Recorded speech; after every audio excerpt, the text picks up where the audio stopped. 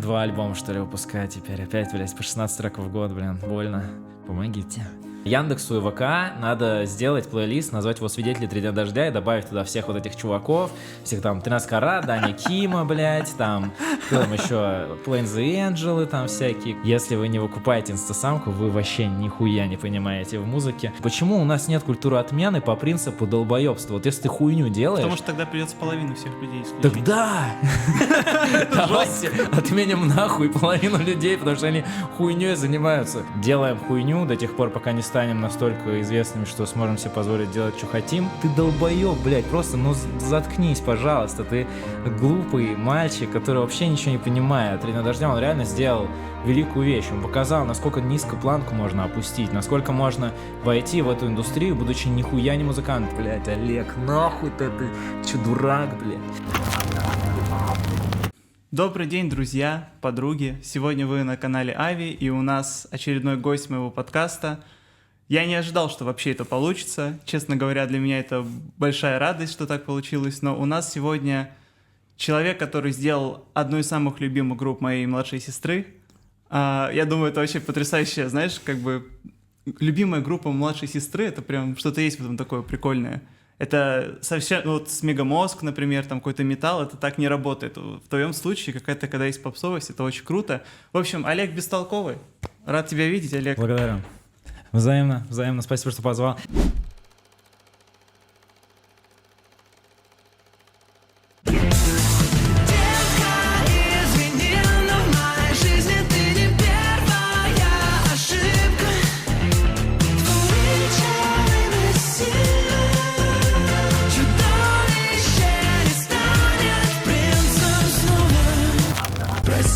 Самое место для тебя.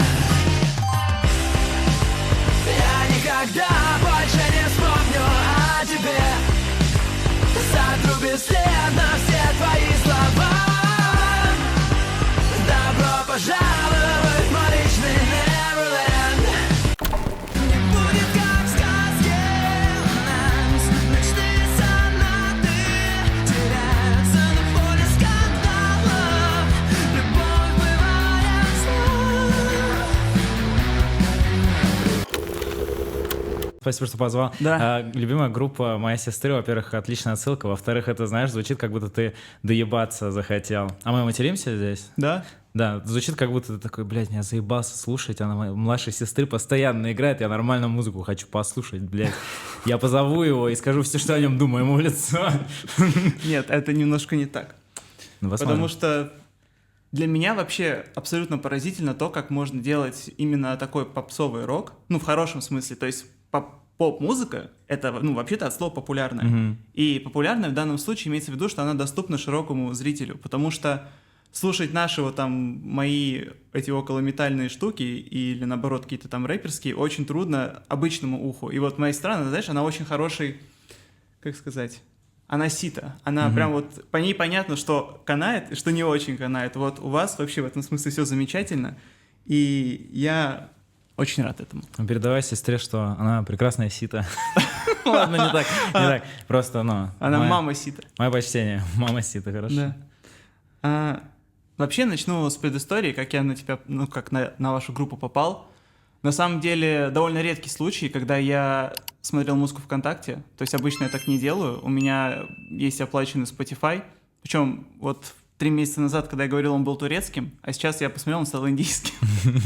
У меня в подписке еще 5 индусов и какие-то потрясающие предложения от Punjabi Music. У меня быстро по поводу Spotify, звукорежиссера, у которого мы живем, можно сказать, у него тоже подписка была через турецкий, и тоже она поменялась на индийский. Ему в предложке кидались индийские всякие, знаешь, типа музыка к фильмам. Да. И мы слушали, и в хорошем плане охуевали, насколько там все круто сделано. Знаешь, ты относишься к этому все время, как будто это сюр какой-то, в плане вот кинематографов и так далее. Потом ты слушаешь, какая там музыка по проработке, такой, ебать, нахуй. Ты сейчас вообще меня опередил, потому что я примерно это же хотел сказать. Я тебе добавил несколько исполнителей, я прям их запомнил. Там Шуб классный, S-Хуб, классный Дилижан какой-то там, ну, у меня прям добавлены треки, я их слушаю, и у них просто очень такой необычный мелодизм. Ты не ожидаешь, куда ноты пойдут, и это как-то так чудно слушается и прикольно. Но у нас чуть попроще, у нас был ВК, и вам обложку дали. То есть я увидел, тебя сразу первая такая, думаю, ничего себе, типа, интересный чел выглядит. Я не помню, какая там была песня, возможно, что-то такое более-менее старое, или даже «Отстань», может быть, еще тогда был. В общем, я такой думаю, хорошо, давай послушаем. Первая мысль, наверное, это какой-то поп-рок, вот такой вот современной вот этой вот волны. Я послушал, и немножко, знаешь, вот первое такое небольшое удивление, что я слышу хороший вокал. То есть, естественно, я много вокалистов слушал, знаю, и понимаю, что именно классно петь с какой-то школой, я не знаю, есть она у тебя или нет, но звучит так, как будто бы она у тебя есть. Это удивительно. Я подумал уже, какой-то интересный вокал.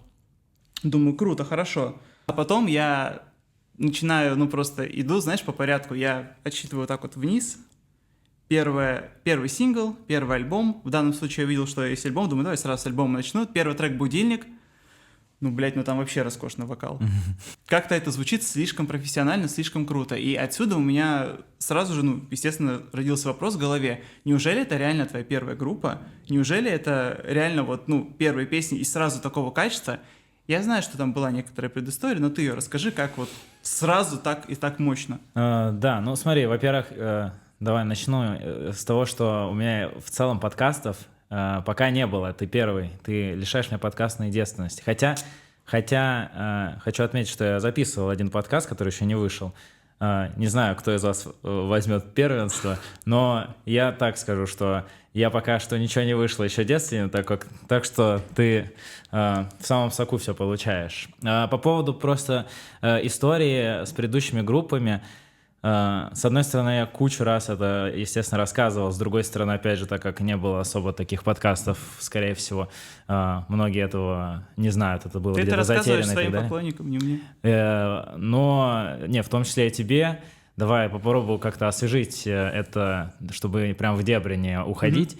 В целом, у меня с музыкой с 2013 года где-то началась какой-то путь, где я начинал играть в каких-то группах сначала, там что-то каверы, потом еще что-то. Создали мы с друзьями свою группу, называлась «Вопрос», и мы с ней постигали мир музыки ВКонтакте, этих всех пиратских выкладок самостоятельных, таргетирования, этого всего. Даже в тур катались небольшой, и у нас как-то набралась там, знаешь, какая-то аудитория. Это были у нас там выходила пара эпишек, и как раз альбом, который ты про «Будильник» говорил, это альбом той группы еще. И собственно, мы так существовали, вышел этот альбом, и дальше мы брали какую-то паузу. Нас кинул на бабки режиссер, которым мы тогда работали, звуковой режиссер, мы ему заплатили за то, чтобы дописать альбом. Он нас кинул, мы с ним поссорились сильно и ушли в свободное плавание, снимали рэп-студии на сутки, чтобы просто как-то, знаешь, что-то дописать. Вот тот альбом, о котором ты говоришь, мы его записывали, мы снимали на сутки рэп-студии, просто мы звукорежиссера посылали, оттуда говорю, мы сами справимся, потому что я звукорежиссер, в целом я могу все это сделать. И как-то боролись вдвоем с Аней, с гитаристом тогда, который сейчас тоже гитарист. Мы дописали этот альбом. И, собственно, в какой год это был? 2020, по-моему, мы переформатировались без обид, потому что в какой-то момент я понял, что как раз этот этап, знаешь, когда мы дописывали это все самостоятельно, ушли, знаешь, такие в себя, вдвоем, поняли, что мы сами хотим делать, что немного... не то, что повзрослели, тупое слово. Я выражался, мне понравилось, когда мы это все делали, что было ощущение, что та группа — это какой-то черновик, исписанный полностью, и хотелось уже, в серьезную жизнь, да, пойти. Поэтому мы все нахуй удалили, кроме этого альбома, потому что нам надо было что-то в лайвах играть. У нас уже лайвы на тот момент были. Мы в процессе, переформатировались, поменяли название, Поэтому... Да, это, грубо говоря, чит-код на первый проект, который в кавычках первый, но, плюс мы там не поменяли состав, ничего, мы изменили название и удалили все треки старые.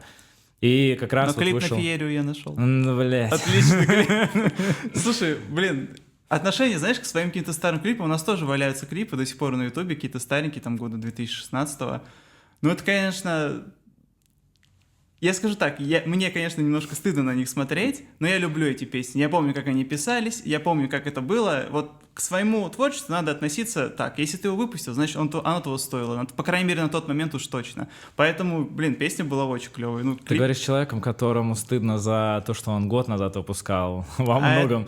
Это Так что, ты зря так делаешь. ну, это не совсем специальная тема, это, может, мы к этому придем, но больше, знаешь, из-за, наверное, вот этой моей тяги к тому, чтобы постоянно не на месте стоять, а куда-то двигаться в каком-то направлении, которое я для себя определяю как вперед в любом случае, да, что-то новое постигать, мне кажется, что это настолько уже далеко, эти все клипы старые. Ну, плюс там есть предыстория, мы очень много бабок на это потратили, и до сих пор Я кредиты за представляю. это отдаем, потому что на продакшн этого клипа был взят, я сейчас боюсь уже ошибиться, я плохо помню, там $500,000, что ли, или около На того. феерию? Да, это, ну, мягко скажем, вообще не стоило того, но мы просто хотели сделать, знаешь, вот эта навязчивая идея, вот этот энтузиазм просто звериный, который не остановить, и все, мы там жили, да до сих пор это, знаешь, финансовые вопросы, вот когда ты так вот двигаешься импульсивно, они... Остро стоят. Да. Да, ребят, кто о чем, а финансовый вопрос действительно стоит остро.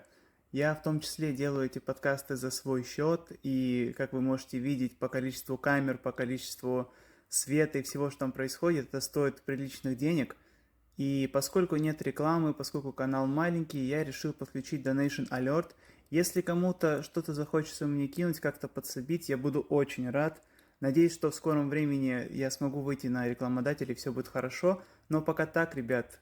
В общем, спасибо, не отвлекаю. Вот, и у меня отношение ко всему, что там происходило в этой эре, как, не знаю, к тому, что был вот у меня такой этап, это был немного другой Олег, немного более инфантильный, взрослеющий, еще так пробующий то туда пойти, то сюда, там здесь лизнуть, тут что-то свое сказать, нихуя никто не понял, только я, ну я-то понял, да, что я хотел сказать. Там была песня «Пинг-понг» про то, что типа твоя жизнь пинг-понг, и тебя туда-сюда кидают, швыряют. Ну я это сам не пойму нахуй, о чем она сейчас, но я уверен, что тогда это я считал прям просто гениально, магнум опус Как мой. вы это не поняли? Но, не, на самом деле это было забавно, но я реалист в этом плане, не знаю, вот как раз то, о чем ты говорил, что с чего ты начал популярная музыка, что это вот... Мне Доступная? в свое время сказал фразу чувак один, это, скорее всего, фраза известная, но то, что ты сначала делаешь сложно и плохо, а потом ты делаешь просто и плохо, ну вот это вот. Потом ты в конце приходишь к тому, что делать просто и хорошо. И у меня тогда был этап, когда мы переходили из того, чтобы делать сложно и плохо, к тому, чтобы делать сложно и хорошо, но все еще сложно. И даже, знаешь, по меркам чуваков, я помню, у нас был эфир на радио, не буду его называть, похуй. Похуй FM. Похуй FM, да, и... У меня там сидят мужики, которым типа за 60, я не знаю, но они прям мужики такие, да. говорят, блин, ну у тебя, конечно, вкусы такие олдовые, ты, конечно, нам напомнил старые группы. Я такой, блядь, я вам напомнил. И, знаешь, это так ощущается странно. Мне еще на тот момент, типа лет 20, я такой... Да, но это же Iron Maiden, правильно? Да. Похоже. Хуй знает. Вот, ну, в общем... Короче, возвращаясь, включился переформат, все, мы стали группой без обид, выпустили как раз вот «Отстань» и первую эпиху, и как-то начали себя щупать более конкретных, что ли, музыкальных проявлениях. Если ты послушаешь первый альбом, ты говорил «Будильник», он супер как сказать, не то, что он разножанровый, он прям вот как Ну, пазл. чувствовалось, что вы парились над аранжировками сильно, вот такое вот ощущение было, что вы прям хотели показать, что вы прям очень творческие, прям сильно. Да, там есть песня «Навсегда», которую я написал, короче, когда у меня одного знакомого посадили в тюрьму, и я написал это вот в день, когда ему приговор оглашали, что его... сейчас я вру, это предыстория. Ему оглашали приговор, что его по УДО не выпустят. Он уже сидел, и там все готовились, короче, ходили на суды и так далее и тому подобное, и пытались как-то его вытащить оттуда. По глупости сел полный. Повезло, что не так много дали, но его не выпустили по УДО, и я что-то вот, знаешь, в таком разочаровании в вот этой общей подготовки, внутренней и всем. Важный человек для меня был на тот момент. И, собственно, написал песню. И я написал ее за ночь со всей аранжировкой. Я нашел там... Ну, я в целом, что касается музыкальной составляющей, у меня мега-бзик на вот поиски всяких интересных решений саунд-дизайнерских, звуковых. То есть я на Норде, я помню, там нашел звук, который похож на шкатулку. Мне все потом говорили, там вот навсегда, типа, звук шкатулки, что где-то взял сэмпл такой. Я его не взял, я его, типа, набил, я его сделал, типа, вручную. И там все вот это вот делал, что-то за ночь. И... Кукольные синты. Да. И вот эта вот насыщенность... В первом альбоме как будто бы, мне даже до сих пор многие говорят, что этого больше, потому что, говорю, там слышно, что мне и нравится, и не нравится, слышно, что там вот был мальчик, ну, про себя буду лично говорить, которому хотелось еще, знаешь, доказать себе что-то вот это в детском смысле, что смотри, как я могу, вот такая вот мысль, и там она у меня прям... палится. Если взять в целом альбом, там, наверное, 50% пиздец кринж материал, который я бы с удовольствием удалил. Я бы вообще половину всех нахуй треков наших удалил, потому что я был недавно в ситуации тупейшей, когда что-то таксист подвозил, попался таксист, который, ну, у которого вообще 96, вот это, знаешь, когда ты садишься, думаешь, все отлично, сейчас пообщаемся, и он говорит, ну, что ты там пытался спросить меня по поводу внешки, говорит, а чем занимаешься? Ну, типа, музыку делаю. Юрист. Ну да, надо так отвечать в следующий раз, потому что он говорит, а послушать можно Да, где-то? да. Я говорю, да, конечно, он без обид в Яндексе. И он в Яндексе заходит, ну, и он тыкает, не знаю, как это нам, на рандомный трек или что-то, ему включается трек «Сходим с ума», который, ну, он типа неплохой, но он уже старый. Я поймал себя на ощущение, что это вот было типа месяца 2 назад. Я такой, блядь, ну он уже такой, но мы уже получше делаем. И я, знаешь, типа сижу и борюсь. Ну это старый трек сказать. И я, ну, не сдерживаюсь, а говорю это, думаю, блядь, ну я еще хуже сделал. Это совсем Я уже... себя закапываю. Пиздец, зачем, Олег? Ты за кого в этой битве? Короче, да. Вот. Я люблю удалять треки. Все, это весь вывод. У нас есть абсолютный гуру этих вещей, Ярик, ну, из Neverlove, Ярослав. Да. Бля, как он знаешь, вот если бы кринж был втулкой какой-нибудь, то он ее просто вот в ноль убрал и сказал, что мне похуй, я делаю вот так, и вот вообще не важно, что там это где-то спижено, прям, ну, А вы жестко. обсуждали это? Я не знаю, вот мне интересно, ты сам что думаешь об этом? Ну, я с ним это обсуждал.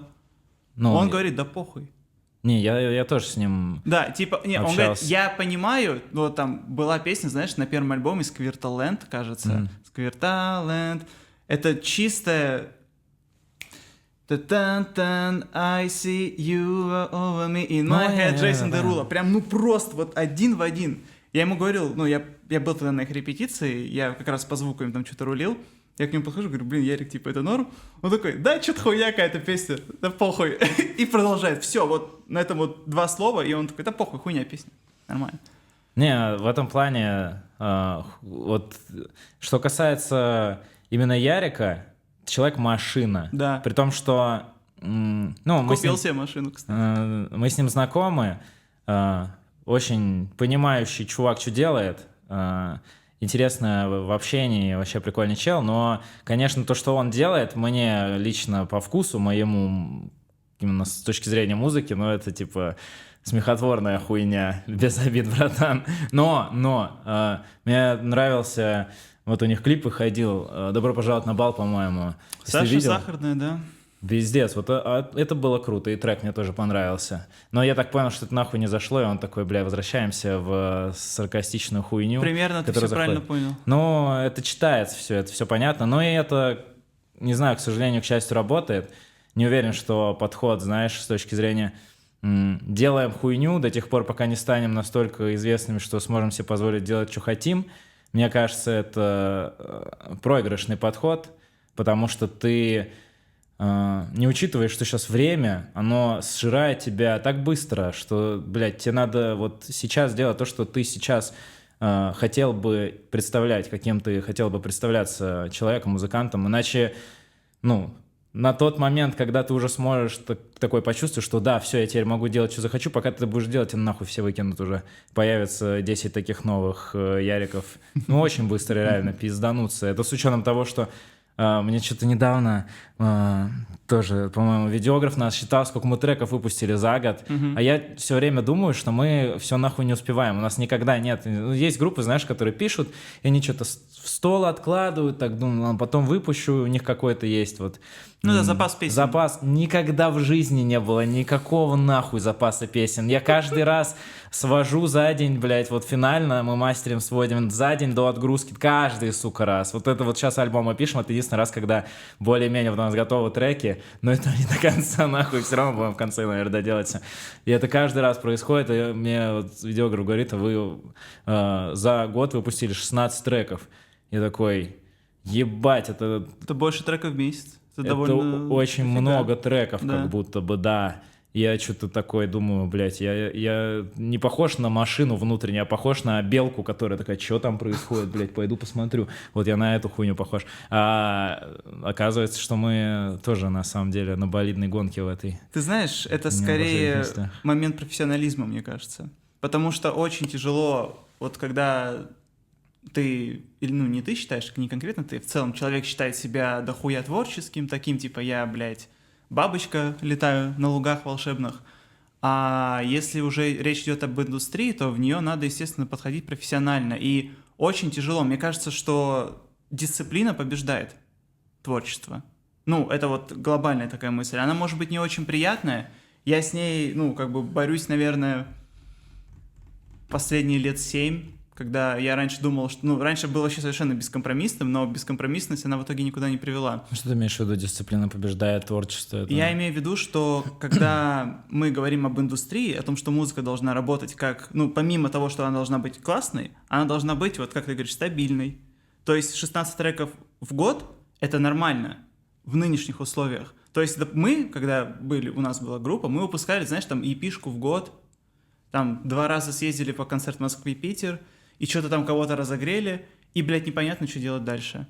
То есть во многом я сейчас понимаю, что это ошибка. Это ошибка наша, в том числе, что у нас был звукорежиссер, который очень медленно сводил. То есть, знаешь, вот эти вот тоже особенные люди, которые, блядь, трек могут сводить 3 месяца.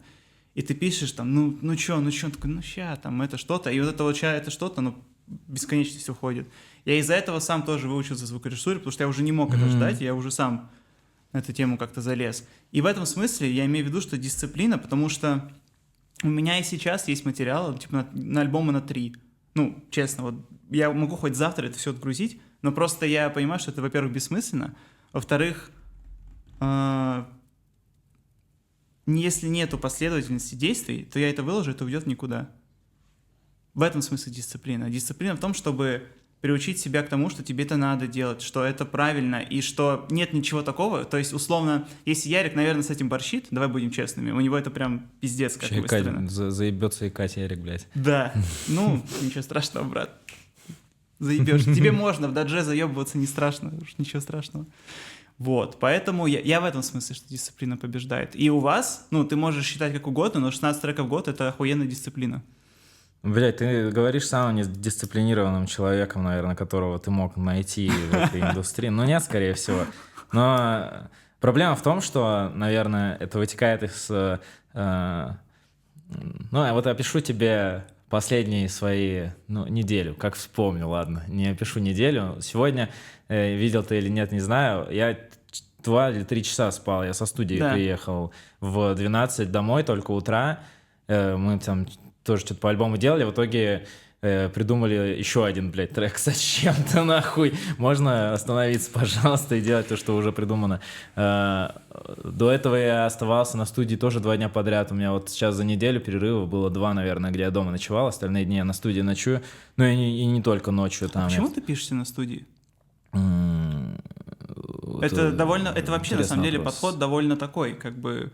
Вот 90% людей, которых я знаю, пишутся не на студии. В смысле, они дома все пишут, вот так вот сидят перед компом, такие вот это так, записываются в лучшем случае вокал, а все остальное делать... Смотри, максимально инфо-цыганский ответ — это потому что качественно пиздец, и это потому что я забочусь о своих слушателях, и вот эта вот заебная хуйня. Честный ответ, он не такой возвышенный.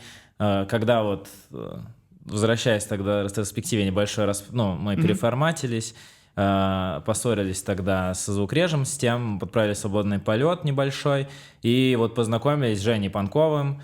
Слышал о нем или не знаю, не слышал, вот, не знаю, слышали ли зрители. В общем, это аранжировщик, который из Би-2 работал с многими там. Ну, я сразу лезу старыми. смотреть эти вещи, сразу офигел, такой думаю, ничего себе. Ну, как будто бы это звучит дорого. Вот, и мы с ним познакомились, и у него сводили вот этот первый альбом как раз-таки, потому что мы его только записали, надо было где-то сводить. И мы что-то начали первый трек, он такой: окей, давайте я вам сведу все треки. Ему понравилось, и мы с ним нашли какой-то безумный коннект, мы с ним оказалось очень похожи именно как люди, знаешь, только как срез поколения, два вот одинаковых человека в абсолютно разных поколениях, именно по характеру. И вот до сих пор мы работаем там тоже с разными там моментами, как вплоть до того, как мы нахуй друг друга посылаем, ругаемся из-за того, что трек, когда сводим, что-то не договорились или что-то там. Вот, но в целом он очень много мне дал, знаешь, как можно сказать, наставник в плане вот отношения к звуку, вот этому всему. И в том числе, так как мы с ним сейчас партнеры и работаем вместе, то есть, по сути, я как бы эту студию и использую в своих целях, в том числе помимо работы. То есть я работаю на студии, плюс я еще записываю там музыку для себя, и мы с ним, по сути, тоже, он как полноценный творческая единица тоже сейчас участвует там в аранжировках, помогает, вообще не стесняюсь, это не знаю, кто там, блядь, боится, знаешь, называть людей, которые реально влияют на твой творческий путь сильно. Вот, Женя очень сильно повлиял, и это, да, конечно, слышно. Но влияние явно хорошее. Очень хорошая. Именно, блядь, если сравнить даже как звучит, это сейчас мы пиздец начнем нахуй телегу, и я, блядь, заебу, но просто вот сравнить по звуку, как звучим мы, и как звучит то, что у нас сейчас в топ-чартах, даже в роке, в альтернативе, там мутное говнище, у нас все ярко, четко и пиздато. Слушай, я включал, извини, пожалуйста, я включал Nothing But Thieves, я понимал, что, у меня есть ощущение, что есть некая какая-то такая параллель, у меня в голове проходит кто сейчас. Это? Я не знаю, кто это. Это хорошо, что ты не знаешь. Ноунейм какие-то, наверное. И я слушал вот Welcome to the DCC и скажу, что у вас сведение лучше. Вот это вот меня прям поразило, эта мысль. Нет, я не пижу. Типа у него, у них слишком много реверба, То есть его, понятно, что за что там была за стилистическая попытка, но у вас есть памп. У вас в миксах, в первой ошибке, в последних, мы про это сейчас поговорим, есть вот, то, что зачем звукорежиссеры гонятся сильно. То есть вот это вот ощущение вот такое вот движения какого-то. И я, а что такого? Что, в России плохие звукорежиссеры? В России одни из лучших звукорежиссеров в мире. Это, те, кто знают, те это знают. Во-первых, потому что, естественно, у нас есть маленький чит-код, что мы не брезгуем всякими запрещенными плагинами и всей этой штукой. Из-за этого много людей, которые пытаются что-то потрогать, у них в конце концов это получается. Там даже порог входа в это большой, понимаешь? Чтобы там начать этим заниматься, у меня есть ребята, которые туда уезжали. Тебе нужно реально покупать плагины. И мы здесь их иногда покупали, которые были. У меня там УАДы, я за них платил, за свои УАДы. Но это именно вопрос порога входа. И он у нас гораздо ниже. Из-за того, что у нас ниже порог входа, этим занимается больше людей, но из этих больше людей, естественно, в среднем, в целом качество падает, потому что много людей занимаются хуйней, но из этих много людей парочка самородков.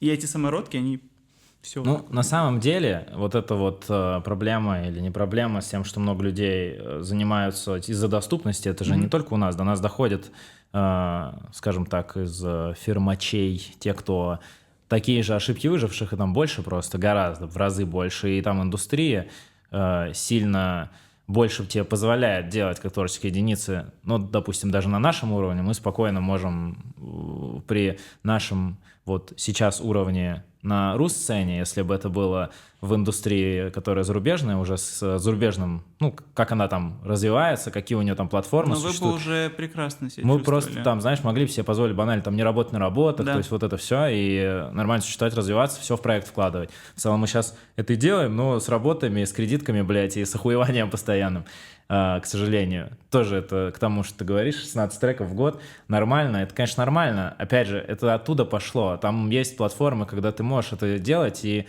у тебя понимание, что даже с прослушивания ты зарабатываешь, ну, другие деньги. У нас это даже не в десятке разница. То, что сейчас у нас Ну, у зарабатывается с них прослушиванием. лейблы еще более конские, чем у нас. У А. них, я знаю, там ребята, которых подписывали Rise Records там, в году в 2015, и даже будучи подписанным на Rise Records, а тогда у них были вообще потрясающие успехи, у них там группы все стреляли, пацаны там работали продавцами в магазинах, и тоже такое Ну, было. Смотри, я тут больше к тому, что у тебя есть, знаешь, банально даже, вот где выступать сейчас? У нас половина фестов, которые сейчас собирались организовываться, они не могут продать билеты, они отменяются, переносятся бесконечно. Хедлайнеры все уже, ну, типа у тебя лайнапы, даже в роке, они все одинаковые. Вот у тебя был Да. там фестиваль, не знаю, вот будущее охуенный фестиваль был, но прекрасно понимаю организаторов, которые такие, блядь, вот мы будем делать, допустим, новый фестиваль, нам как-то надо хотя бы, ну, что-то другое сделать, а у нас, ну, не появляется новых музыкантов, понятно, кто-то уехал, но и люди не то чтобы, знаешь, сейчас хотят каких-то новых для себя открывать ребят, вот есть хедлайнеры, типа ТДД, собирающие, и... Ну, как 10 лет назад, как 20 лет назад, так и Ну, сейчас. типа, да. И вот этих платформ все меньше и меньше, просто из-за того, что в индустрии денег немного, и в индустрию много денег не выливается. Но это же тоже завязано, знаешь, на том, скажем так, государству, насколько это осмысленно развивать вот эту творческую всю индустрию, насколько она видит в этом силу, потенциал.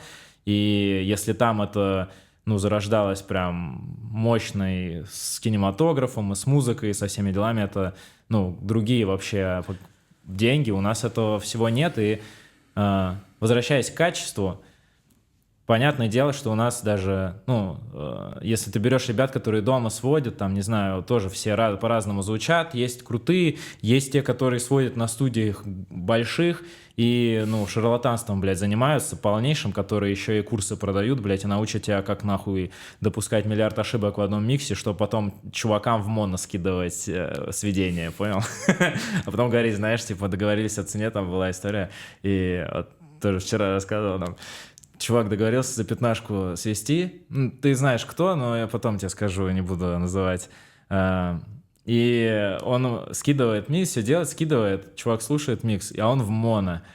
Он говорит, слушай, ну ты, наверное, там что-то, не знаю, там скинул, нажалось, может, не заметил, в моно скинулось. Такой, да, а в стерео 25 стоит.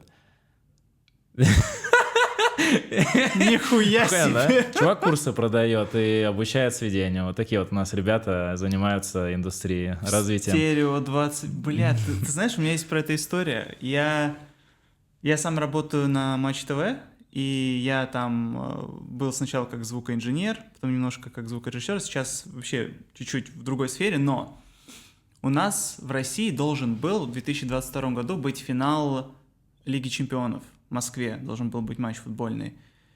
И нам приехали специалисты и сказали, что этот матч должен быть в Dolby Atmos. Мгм. Ты представляешь, что такое съемка в Dolby Atmos прямой эфир? Ну, то есть это полный ад. Нас повели в Dolby... У нас здесь был в Москве центр Dolby. Мгм. И там нам все показывали, презентацию, то есть как это будем делать, какие для этого нужны железки, все вот это вот, все круто, все круто. А потом говорят, а кстати, вы знаете, что еще сейчас музыку делают в Dolby Atmos? И я такой, так, а ну-ка это интересно, и что? И начали мне показывать демки, тогда еще басты, только вот первые песни, которые в Dolby Atmos. Я посмотрел, что для этого нужно, понял примерно, какой нужен сетап, и думаю, блин, а, наверное, это классная тема, надо попробовать в эту как-то зайти туда. Короче, насмотрелся западных туториалов, полез, в общем, каким-то образом дома сделал такое черновое сведение, мне прислал как раз Илья, ну, один трек от Лиси Киси, Neverlove, я думаю, попробую его сделать. Его сделал, созвонился с человеком, говорю, слушай, можно мне прийти послушать? А у них там, ну, прям комната, знаешь, там, типа, 17 колонн, Ну, да, сверху, да. снизу, везде. Я приехал, послушал, мы там что-то с ним покрутили, с этим парнем. Думаю, ну, интересно, наверное, надо собираться. Нужно все-таки купить лицензионный ноэнда. Какой я дурак, блядь. Думаю, ну хорошо, все это сделаем. Потом всем известные события, и они закрываются и уезжают. И все. И у нас уже это все никакого смысла не имеет. В общем, вот так. Но это прайсинг в моно, в стерео, а в Dolby Atmos Да, сколько да. бы стоило? 50? Бля, Короче, 64-канальный звук, прикинь, бля. Да, красиво, красиво. красиво жить не запретишь, да, особенно на чужие деньги. Слушай, ладно, мы немножко поговорили про техническую штуку. Давай проговорим про имидж твой. Про то, как у тебя с этим дела построены. Потому что я скажу так, я, наверное, году в 2017 очень-очень-очень сильно любил слушать всякую эморятину, но не российскую. То есть я группы типа там Оригами, вот этих, я их, честно скажу, я никогда их не слушал. Я очень любил Алисену. Помнишь группу Алисаны? Знаешь такое? Ну, у тебя, кстати, немножко есть там моменты, которые похожи, но в смысле внешне, не про этот. И мне всегда нравилась вот эта вот такая вот наивность и вот эта вот неформальность. Она мне казалась крутой, но в каком-то таком, знаешь, чуть более понятном стиле. Как ты, вот, я бы сказал, если бы мне не сказали, как бы, что вы играете, я бы сказал, что вы, наверное, эмо-группа, и вы играете эмо. Почему у тебя такой... Эмо-дилеры нас назвали недавно. Эмо-дилерс. Да. Слушай, на самом деле это такой вопрос. Я долгое время вообще не понимал, как зайти, скажем так, в подачу себя в медийки или куда-либо вот в таком ключе, потому что если копать глубоко, я на самом деле нихуёвый такой интроверт с склонностями к, ну, не то чтобы социофобии, но мне вообще не очень приятен какой-то социум, там, компании какие-то, и вот вклиниваться, знаешь, в то, чтобы заходить. Ну, ты как будто, когда медийкой занимаешься, ты заходишь на тусовку и такой: ого, смотрите, я здесь теперь новый чел, давайте знакомиться, я типа сделаю вот так вот, напомню вам. Тебе там, бартер, тебе то. так сделал, помните, вот этот музыкант, который вам нравился, а вот теперь вот так вот сделаю, а это я вот чуть по-своему добавил еще отсюда. И ты такой что-то копаешь. У меня, конечно же, знаешь, был свой в голове вектор, какой бы я хотел видеть, ну, как я себя бы хотел видеть со стороны. То, что ты говоришь, там, эмо-культура русская. Я вообще никогда нахуй в детстве не слушал русскую музыку, вот эту вот, именно рок-музыку. Мне первая рок-музыка, которой я восхитился в России, это был «Мумий-тролль». Это был альбом 8, и до сих пор считаю, что альбом 8 «Мумий-тролля» — это «Мумий-тролля» лучший альбом вообще в русской рок-музыке за все время. С точки зрения музыки, посылов, всего. Послушайте, если вы не слушали, послушай, если ты, На скорее занятчик всего, берем. слушал. Но вот с этой, знаешь, с мыслью о том, что там, блядь, нихуево очень много чего можно найти, если это... Ну, Лагутенко очень сильно шарит. У него вот в какой-то был этап, они там вроде как раз с этим альбомом путешествовали На корабле? Да. Да, я помню это, да. И, видимо, знаешь, это такое тоже состояние какое-то свое создает вкупе с тем, что у тебя уже там жизнь как-то дала тебе опыт, который можно передать. Ну, в общем, и с точки зрения имиджа я сначала пытался, знаешь, что-то придумывать, что-то думал, бля, да сейчас вот Билли Джо круто делал в Green Day, вот со сцены там орет, что-то такой крутой парень, так же буду делать. И что-то такое, пытался свою идентичность в этом найти. В итоге у меня вот трек как раз в 39 альбоме 27, вот об этом примерно, что мне очень тяжело было понять вот внутри этих поисков, даже не только с медийкой связано, больше даже банально общение там с девушкой, просто там с родителями, с людьми, вот ты кого представляешь, кто ты сам для себя. И это когда ты не можешь вот в таких, знаешь, маленьких масштабах решить это в медийке, это вообще пиздец какая-то хуйня. Я иногда и уходил вообще так подолгу, не вел ничего, потому что сложно было. И в итоге пришел к простой мысли, что какие-то, знаешь, моменты, нюансы, которые мне в свое время говорили, что, бля, чувак, там, знаешь, условно, вот у тебя речь скомканная какая-то, ты на одной мысли не можешь сфокусироваться, это хуево, это прям мешает тебя слушать, и ты не знаю, какие-то у тебя вообще шутки странные, юмор какой-то непонятный. Вот, ну, как будто бы у меня в голове закреплялись какие-то крючками, когда тебя по рукам бьют в моменты, когда ты вот свою идентичность пытаешься представить. И я в какой-то момент понял это и забил на это все хуй. И, по сути, вот сейчас я пришел к тому, как я, не знаю, какой я есть на самом деле. И сложно мне сказать, что это, знаешь, имидж какой-то, что-то продуманное. Мне просто... Я считаю, что так красиво, я считаю, что так эстетично, я считаю, даже вот вокала взять, я считаю, блядь, что нахуй, чтобы петь, пиздато, надо заниматься, нахуй, чтобы у тебя круто звучали песни, чтобы ты круто звучал на концертах. Мне это самому надо, мне нравится это делать, мне нравится в этом шарить, развиваться. И в том числе, там, не знаю, поведение, в том числе искренность даже, потому что ты смотришь, не знаю, там, интервью чуваков. Вот мы недавно были тоже, блядь, меня звали чуваки какие-то на... Мы, короче, тут дисами сейчас раскидываемся. О, это ко мне, это ко мне. Давай, хуярь. Меня звали на шоу, там, где вопросы задают. И я что-то взглянул, там выпуски какие-то, чтобы ознакомиться, что там было. И смотрю, там чувак знакомый. Чувак выступал у нас есть фит с группой X-Princess, если ты знаешь такую. И у них вот концерт был в Москве недавно, там у них на разогреве выступал чел, что-то играл треков 8, из этих 8 треков, это 6 из них это «Перезаряжай 3 дня дождя». И я такой, заебись, Правильно очень говорить приятно. 3 дня дождя. Ну, лучше говорить по-другому, но потом как-нибудь вернемся тоже к этому.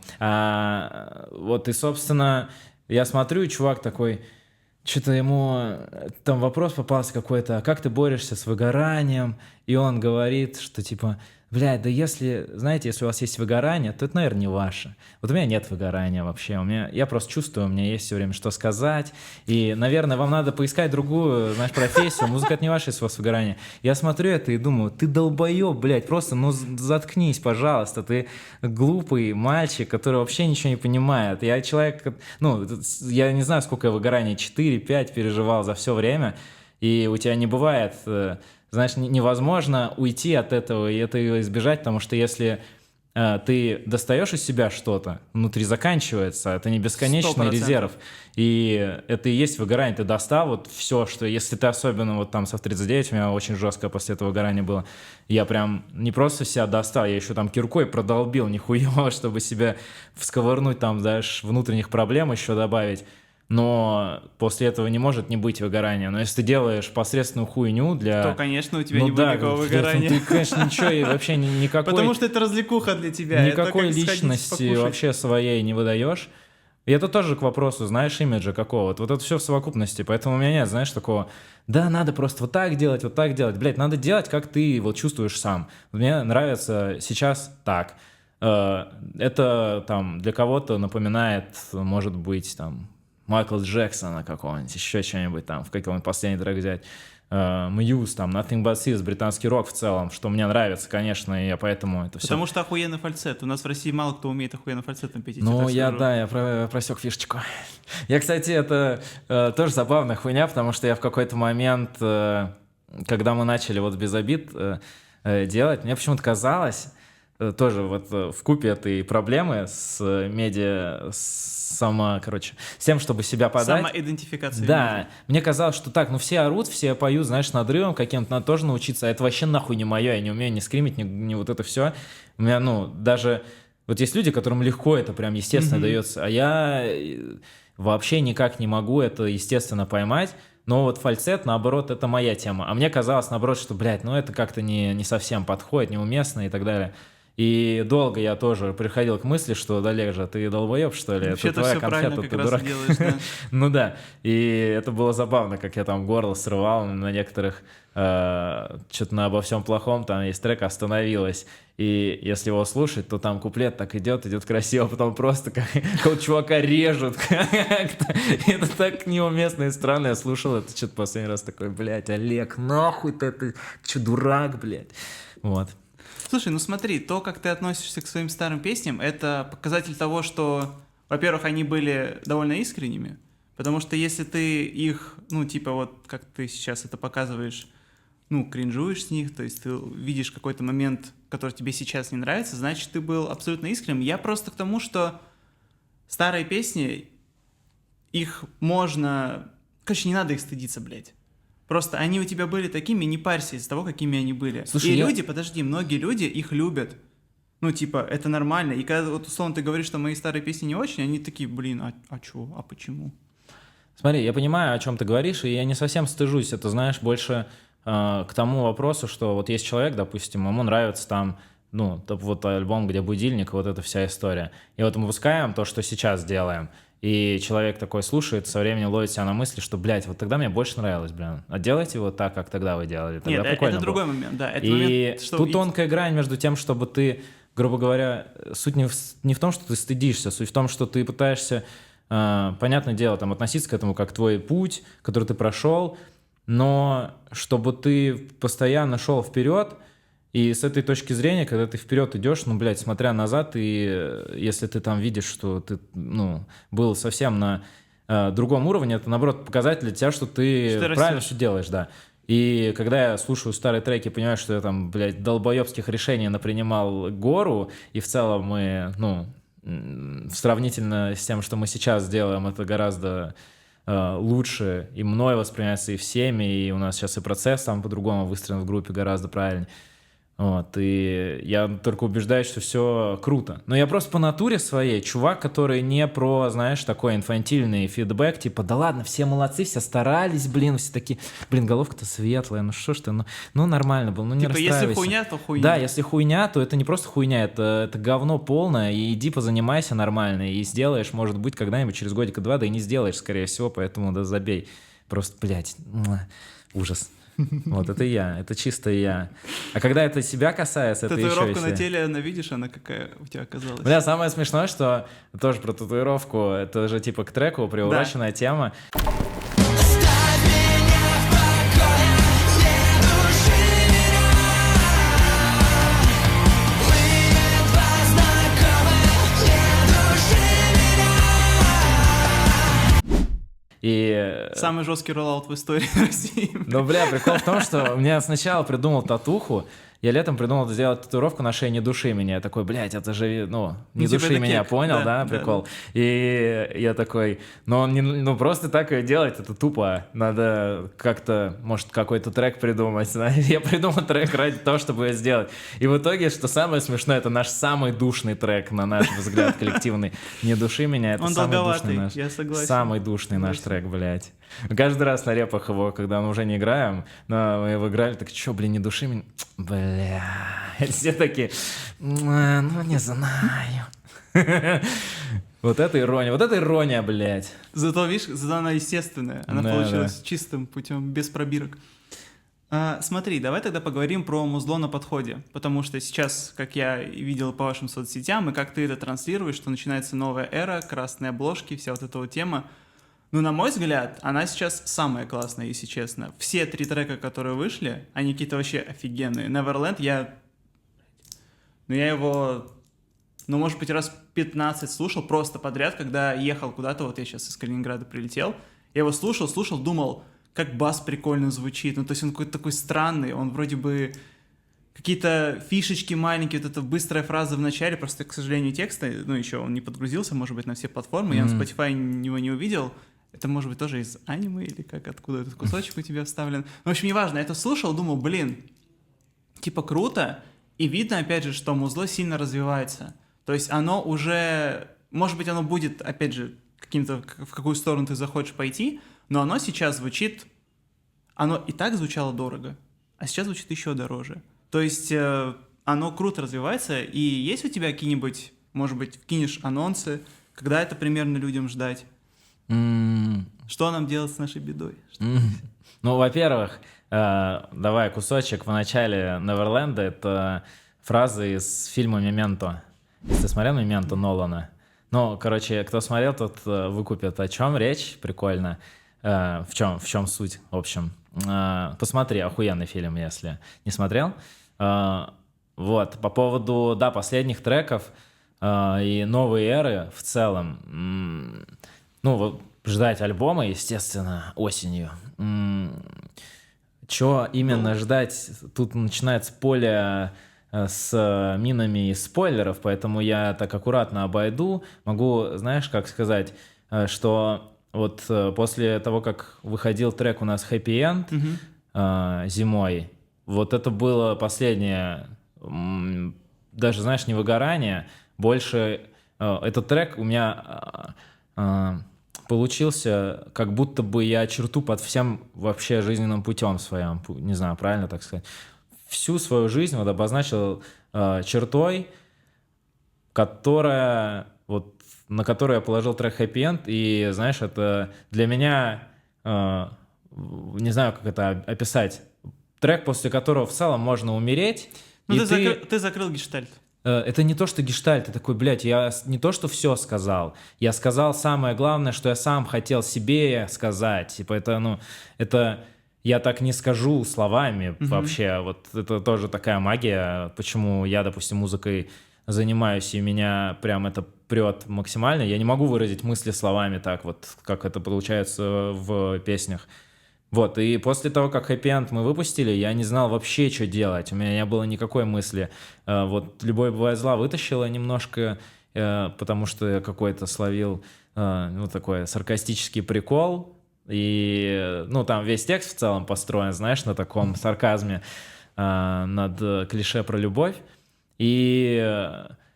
Так как, ну, невозможно же дальше все, либо я ничего не делаю, либо я каждый раз над собой какое-то усилие какое-то провожу, потому что ЛБЗ я написал тоже там 3 раза текст переписывал, и было очень тяжело понять вообще, куда двигаться дальше. Вот. И, собственно, с чего началась история альбома.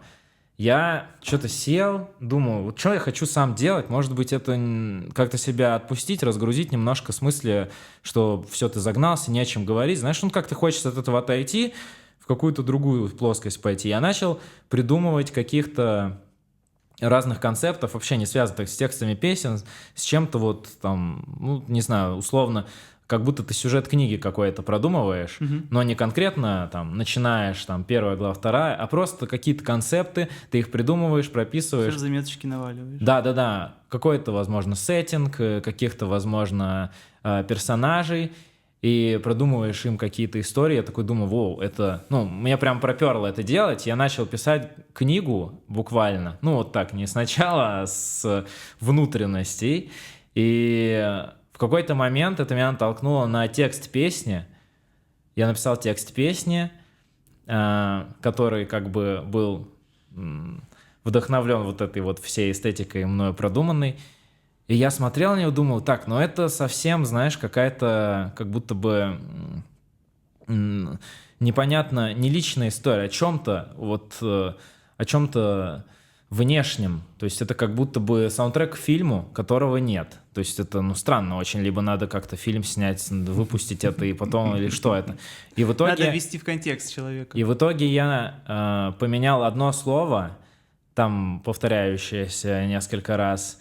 Точнее, там, ну, скажем так, я обращение поменял, и этот текст песни соединился, и все, что я придумал, соединилось в целом в то, что будет собой подразумевать альбом. Я понял, почему это можно выпустить, и почему это, как это связывается, скажем так, с тем, чтобы, знаешь, что мне не нравится во многих концептуальных альбомах, которые, тем не менее, очень крутые, потому что сразу на ум там приходит условный 21 Pilots, и это... Blurry Face? Да, и, ну, у них вот сейчас вышел и Clancy, до этого Тренч охуительный, блять, один из лучших альбомов вообще в мире, и со всеми подачами, с лором, но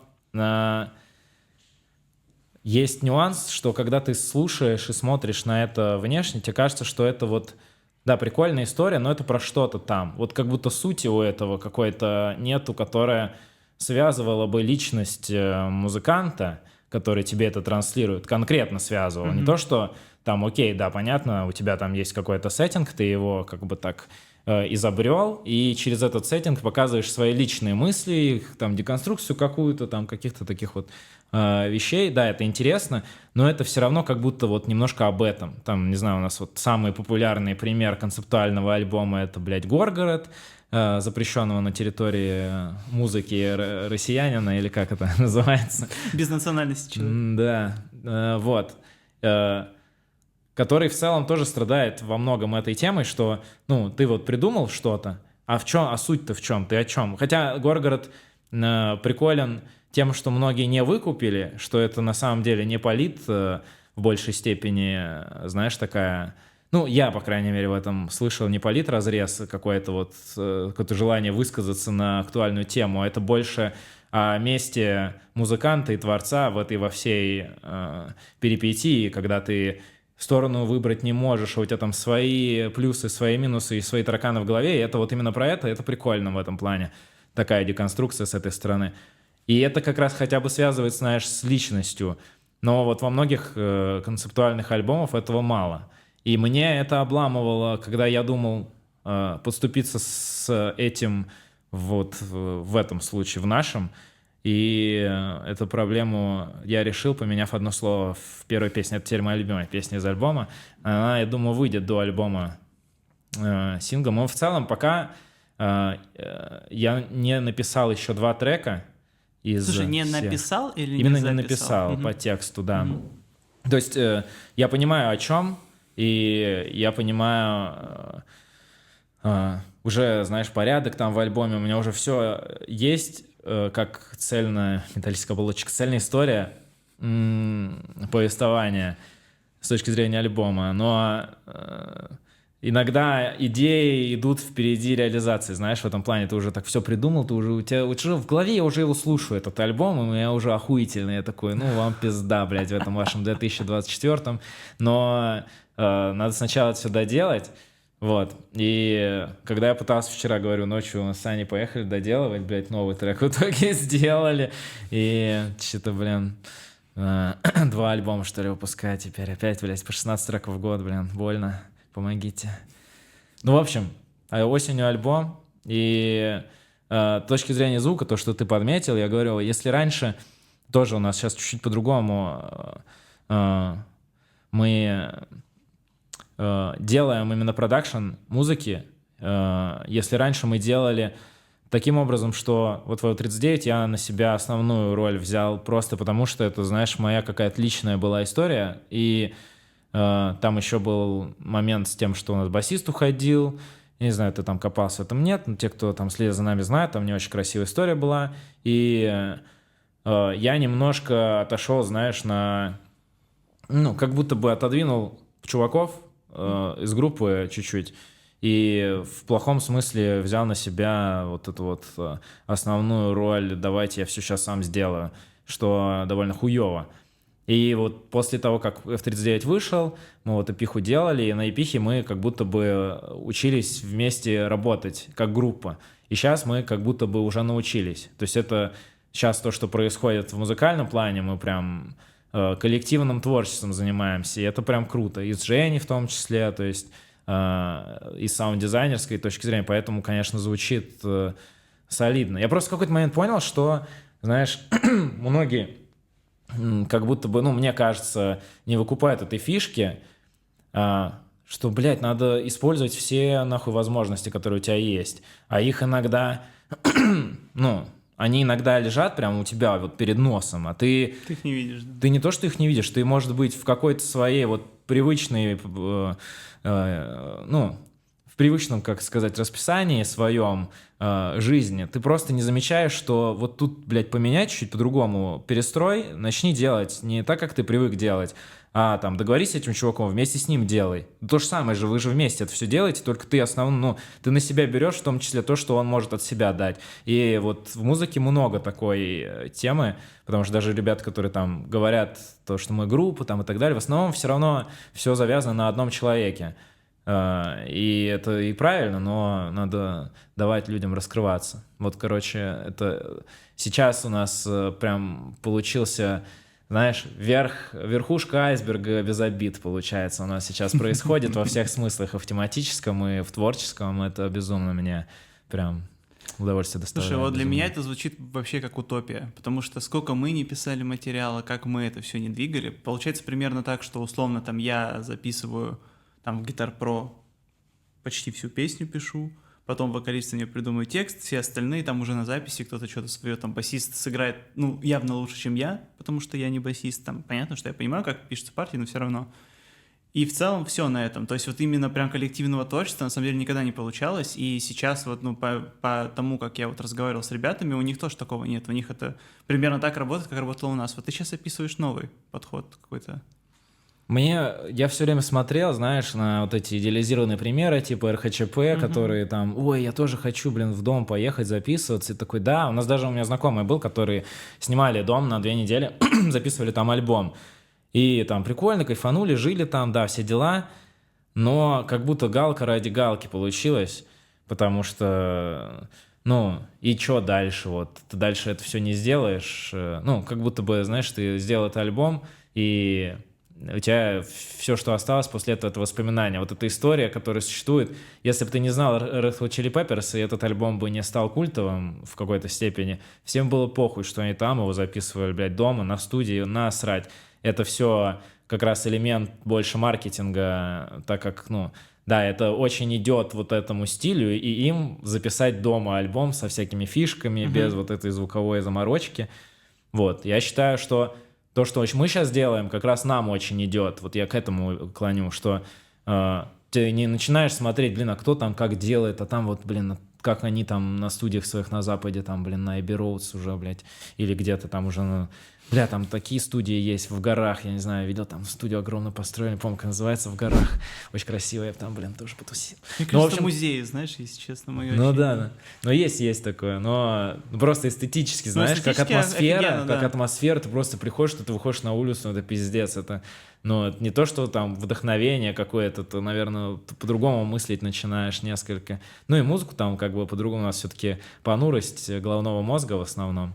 Для грустных. Ну, можно так выразиться, не хочу обобщать, но все-таки у нас вот эта эстетика Лос-Анджелес, bitch, то, что ты ходишь такой весь на понтах, она как будто немножко инородна, даже при том, что там инстасамка какая-то есть, обожаю Дашка, муа.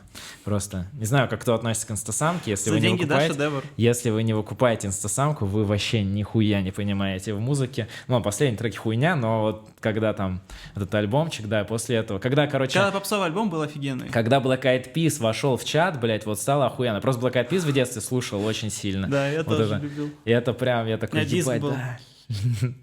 Прям покупал. Я помню, знаешь, мы с мамой были в переходе, и было 2 диска. Вот я прям выбирал между 2 дисков, она говорит, купи один. Я такой, там был Gorillaz, Demon Days, и вот Black Eyed Peas альбом. Я такой, ну, Black Eyed Peas. Блядь, ну это я бы не выбрал нихуя. Но я бы Gorillaz, конечно, выбрал, наверное. Gorillaz-то вообще, я помню, мы то ли в Феодосию, то ли куда-то вот с родителями, когда я был маленький, поехали, и там была вечерняя дискотека, я помню прям вот этот антураж, что там то ли, знаешь, поле какое-то такое вот, как хоккейное, но летом, когда его под дискочи всякие используют уличные, и там играет Клинт Иствуд, я первый раз послушал, а мне что-то лет в 6, и я такой, ебать, это что такое? Это самая крутая музыка в мире, да? Да, Такое я ощущение охуел, возникает. я просто в поезде, я помню, у меня единственная мысль за всю оставшуюся поездку, что у меня этот трек в голове играет, там, то есть сколько мы еще там были, несколько дней, потом еще в поезде, я прям помню, что я его напевал, я его где-то нашел, короче, охуенно было. Ты же видел, как он его сделал? Да, Самоиграйка, синтезатор, да, самоиграйка, да, это прикольно. Ну, там эта история же была, когда он пытался потом найти еще похожих, он же закупал инструментов аналогичных, чтобы найти еще, ну, какую-то такую тему, нихуя не нашел в итоге. Ну, знаешь, когда ты нажимаешь на кнопку, он пытался тоже Ну, повторить. секвенция, да. Ну, Дэймон Алберн, блядь, это гений, нахуй. Сколько он музыки пласт оставил, даже до сих пор последний альбом Gorillaz послушать, там, ну, есть просто такие треки охуенные, у которых там Билли Айлиш тоже пиздила из последнего альбома, у нее один трек спиздила по альбому Gorillaz. Вот мне нравился, по-моему, предыдущий, где была Saturn Bars песня, помнишь? Это Humans. Это давно, это альбома 3 назад выходило. Да, уже настолько давно. Я говорю, блядь, это вот ты про Ярика говоришь, Да. нахуй. Ты Гориллас послушай, у них, блядь, я не знаю, сколько уже альбомов вышло. При том, что Дэймон Алберн еще Блюр, у него еще Да. там свои какие-то есть, он еще Гострайте там несколько продюсирует, и еще Гориллас делает. Это пиздец. Вот это, знаешь, к вопросу о... Профессионализме. Во-первых, профессионализме, во-вторых, почему тоже то, что меня лично двигает там на месте не стоять, когда ты смотришь на такие примеры, такой ебануться, блядь, ну это человек, который уже столько дал, у него еще все есть, и не просто он, знаешь, дал тяп-ляп и все там спиздил того, что сейчас мейнстрим, он вообще делает что-то свое. Ну вот даже с точки зрения вокала он поет не очень технично, но как это, если ты вот Stop the Dance, единственный, наверное, трек, от которого я реву, блядь, каждый раз, это очень эмоционально. И вот такого уровня, знаешь, когда у тебя примеры есть, ты смотришь на них и такой, блядь, ну надо поехать на студию сегодня ночью, получается, а не дома сидеть хуйней заниматься. Я просто договорю про инстасамку, то, что я начал про понурость, типа даже у нее все равно присутствует какая-то меланхолия, как будто бы, знаешь, это не передается через призму, что вот это наша реальная жизнь, а то, что, ну, на самом деле, знаешь, какое-то полувысмеивание такого образа, а когда это подается на серьезных щах, это вызывает в основном, типа, реакцию, что, типа, да что ты выебываешься, негатив какой-то и так далее и тому подобное. Такая Поэтому- история была с Яниксом. Я помню, когда появился Яникс, я очень пристально за этим следил. Я не знаю, ты вообще в рэпе Соболезную. что-нибудь шаришь? Не, Не-не-не. ну что-то шарю, но Яникс это, Мне конечно, очень... Я помню, короче, вышел у него первый альбом «Шоу Лиз Гетто». Во-первых, тогда первая реакция, естественно, жесткое отрицание. Я это включил, и я такой, типа, чего, блядь? Ну, типа, это же тайга, там, это же что-то еще, вот это, вот это, вот это. Но, ты знаешь, я, кажется, вот у себя в голове смог понять одну вещь, что такие люди, как Яникс, они нужны. Люди, которые делают изначально что-то кринжово, ну, то есть то, что массами воспринимается очень спорно, а потом на этом фоне вырастают люди, которые уже делают это красиво. Примерно то же самое, но просто уже как бы они понимают твои ошибки, и ты как бы это люди, которые выбивают дверь. Это может быть, не знаю, может быть, это сейчас звучит очень странно, но Яник 100% был таким. То есть, ну, я помню, я когда включал своему другу в машине амбиции, Яникс, не знаю, ты помнишь тачку или нет, но там просто там супер свек, ты знаешь, мне нужна тачка суперкар, сучка суперстар. Мы это слушаем, он так на меня смотрит, говорит, ты типа, ну ты серьезно? Я говорю, да, блядь, это же прикольно. Ему вот и в то же время был Big Russian Boss. Вот только появился с первыми треками. Вот с Big Russian Boss все угорали. Типа, бля, вот это, типа, скек смешно, там, все круто. Но время, оно показало, что юмор, именно юмористические штуки, они все вымирают, потому что шутка, пошученная дважды, не очень смешная. А тут, условно, люди, которые на серьезных щах вот это дают, инстасамка же, она, ну, понимаешь, это ты считаешь, что она это делает, ну, типа, сарказмом. Я думаю, что она, ну, я не могу думать как инстасамка, но я не уверен на 100%. Может быть, у нее 30% в ее голове говорят, что, типа, ну, пожуйте, ребят, это. Но вполне возможно, что она ретранслирует это достаточно серьезно. Я тебе скорее не к тому, что она это делает, это вот как будто бы, скорее не намеренно, конечно, но чувствуется внутри такая утрированность, Ну да, это потому 100%. что, но ты не прям жизнь свою описываешь от и до, но эта утрированность не в ключе именно, знаешь, каких-то тупорылых воебонов. Ну, плюс это не первый альбом у него, вот до этого, когда какие-то треки были, там как-то уже, знаешь, видимо, более прямолинейные пассажи, что типа я такая охуительная, у меня куча бабок. Да. И, ну, нельзя бесконечно подобным образом писать. Это как будто бы пришло в более стильный, что ли, вид, когда более какой-то, не то что взрослый, интересный, содержательный, когда ты не просто говоришь, что у тебя там столько бабок, а ты как-то это подаешь. Ну, мы, короче, ну, не знаю, мы тонкую хуйню, наверное, обсуждаем, знаешь, которую хуй кто вообще услышит и скажет, да вы долбоебы, что ли, ебать, это она просто за деньги, да, поет, и все, что вы уебаетесь. Да нет, слушай, Но даже припев за деньги, да, за это деньги, формула, да. это- Да, это же, ну, блядь, это комментарий просто к социуму, вот, в Да. данный момент, в котором мы живем, охуительный. И жизнь, и цифры, и все показывает, что она на 1000% попала. При том, что это, скорее всего, вообще нихуя не намеренно, знаешь, Да. никто не сидел такой, думал, ебать, это поняли комментарий, да нихуя, они просто натусили, типа, и в этом самый кайф, что вот я так не смогу, допустим, знаешь, вот такого, поэтому музыку, в такого плана музыку, наверное, мне лезть пока либо рано, либо не получится, но я вот не могу так мыслить, типа, на расслабоне, тусоваться. Меня там зовут иногда, типа, давай фиток, что-нибудь запишем, еще что-то повисим на студии. Вот это повисим на студии, ебать нахуй. Знаете, что такое висеть на студии, ребята? Блять, я сегодня висел на студии, я малый барабан 2 часа искал по звуку. Повисим на студии нахуй. Давайте пойдем вместе поищем малый барабан 2 часа. Но я просто не знаю, что такое висеть на студии, знаешь, Ну, вот я понимание. знаю, но это очень печально, когда висят на студии. Ну да. У нас была одна очень темная история, я не знаю, я ее, может быть, вырежу, но я ее расскажу, потому что, ну, мы играли металкор, как бы, и у меня в это время был чувак, мой, ну, по институту одногруппник, и вот он работал на звукозаписывающей студии, он рэперов записывал, короче, пацанов каких-то, и вот к нему пришел его товарищ повисеть на студии, типа просто там что-то позаписывать, там поболтают, и он мне показывает видос, что чел... я скажу это как-нибудь аккуратно, ставится хмурым в мерче нашей группы. Я прям смотрел, блядь, мне так хуёво стало. Мне так это было противно. Я прям помню, что вот, ну, я прям физически прям вот так вот сделал, потому что я понял, что это наш мерч. О, блин. Ну, в моем понимании повисеть на студии значит прийти и нихуя не делать, и еще и, возможно, чем-то заправляться. То есть я это не понимаю. Если мы идем работать, то мы идем работать, мы делаем что-то. И зачастую это работа рутинная, и, ну, это не весело, это реально, это сидеть и по 2 часа выбирать снейр, сэмпл. Да. Жестко как-то Грустно, перешел, очень да. грустный финал. Да, блядь, у нас в целом, вот знаешь, этот образ рок-стара, такой, блядь, полуинфантильный, прилизанный, максимально рекламный, что чувак, который вот так сидит, он, блядь, во всех рехабах, нахуй, побывал уже, он, блядь, курит не может, блядь. Пиздец, он сейчас после этого интервью пойдет и забухает, он развяжется, потому что он уже не может от этой жизни ее терпеть, блядь. Он всем сердечки показал. Короче, не знаю, это настолько рекламная обертка, которая нихуя за собой не несет искренности и личности какой-то, потому что... Но ты же тоже зависим. О, боже мой. Ну, Вкус я не тот или тот? ничего тебе не могу противопоставить, конечно. Слушай, ну, Угощайся. чтобы отказаться от такого дара, это надо быть зверем, это надо быть конченным мудаком, конечно. Спасибо, братик. Да приятно. Ну, ты Да, подготовился. только- да. Ты подготовился так хорошо, что сделал это в конце подкаста. Ну, надеюсь, что еще не в конце, еще Не, ну, времечко есть. Ладно, тогда хорошо. Все, давай за хорошую музыку. За хорошую музыку, которой и так мало.